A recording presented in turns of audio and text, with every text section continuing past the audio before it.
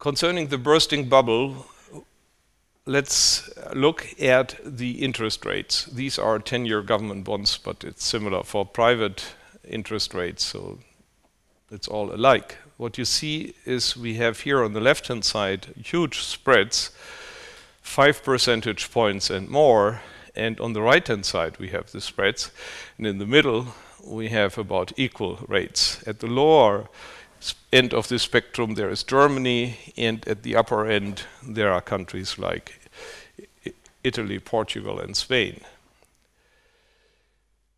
Obviously there was an interest convergence, beginning around 1995 and ending here. This was May 1998, the irrevocable fixation of conversion rates in anticipation of the euro, which then formally was introduced as a virtual currency by the 1st of January 1999. And here's another date. That's December 1995, the Madrid summit. At that Madrid summit, it was specified which countries would participate in the euro, or likely participate, and in particular the date of irrevocable fixation of exchange rates was specified. And you see that was the period when the interest convergence began. Why? Yeah, because the exchange rate uncertainty was disappearing. Before the euro was there, investors never knew what the peseta or the lira would be worth when they got their money back, and they charged a risk premium in the interest rates. And every day you were approaching this date of fixation of the conversion rates, it became less likely that there would be another exchange rate movement. One country I forgot, this is Greece. Greece had interest rates of 25%, and also these interest rates went down and came to the level of the others. Greece entered later. In 1999, they satisfied the entry criteria, as we know, with fake numbers. And in 2001, they became members, and that also meant for the investors that they saw no risk anymore.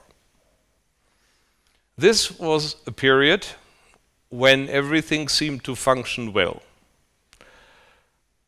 The high interest rates disappeared, and it was very tempting to borrow at the new low rates. In Greece and Portugal, the government could not withstand this temptation to borrow and increase the wages of the government employees. In Ireland, and in particular in Spain, private people borrowed to buy real estate. There was a real estate boom, lots of employment in the construction sector, which also meant that the wages increased. In the end, it made little difference how the foreign credit reached these economies, via the government sector or via the private sector and the construction industry. There was a credit-financed wage increase which went beyond the productivity increase in manufacturing and undermined the competitiveness of the manufacturing sector.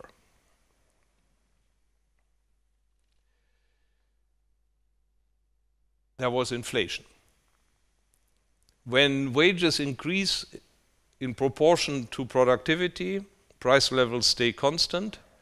When wages increase faster than productivity, the price level goes up. And then there is a competitiveness problem. And that's exactly the problem of Southern Europe. Here is the current crisis. It broke out in the summer 2007, then it was calmed for a while, and then 2008 really peaking at the time of the Lehman crisis, it really emerged into the worst crisis which we have seen since the war. The interest rates went up because investors now feared that they would not get their money back, either because countries would go bankrupt or because they would exit the euro and redenominate their debt. Then came the policy measures of the year 2012, the ESM and the OMT program of the ECB, and that calmed the markets, as you see here, and the spreads went down again. But here, most recently, we see again an increase in the Greek spreads up to 9% due to the renewed uncertainty about the future of this country. The bubble can best be seen if you look at property prices. Here is Ireland. You see that the prices multiplied from 1995, the Madrid summit at the left-hand side of the picture, until 2006, and then prices declined even before Lehman and continued so. A 50% price decline since the peak. This is Greece. A similar development here. The peak is at the time of Lehman. After that, the property prices fall. Here you see Spain, Cyprus, Italy. Italy didn't have such a strong boom as the others. There was some bubble building and some bursting, but everything was milder than in the rest. Portugal, France. France is surprising to me because this enormous rate of price increase, which is similar to the Spanish or Greek one, looks like a bubble, but it has not burst yet. And here we have Germany. Germany had flat prices, even a slight decline.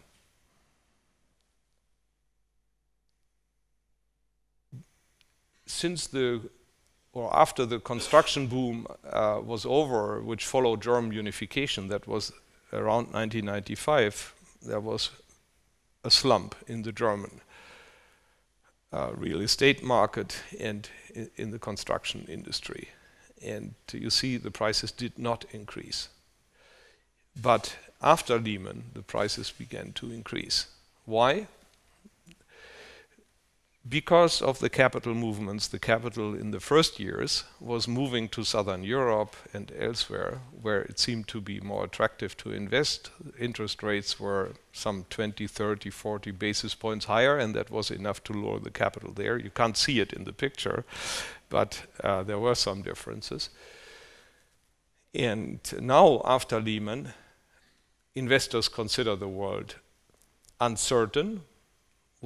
Where should they put their money? Should they continue buying structured American securities? Should they buy Southern European government bonds? They found that uncertain, and therefore they invested in real estate at home. There was a flight into the beton gold, like in the 70s, where inflation had created a similar development. Now the question is, are we already on the right track? Is the crisis over? Is the real economy improving? Where are we? Let's look at the current account balance, because this is often quoted in this regard. That's the current account balance of the 6 crisis countries: Greece, Ireland, Portugal, Spain, Italy, and Cyprus. GIPSIC, I call them.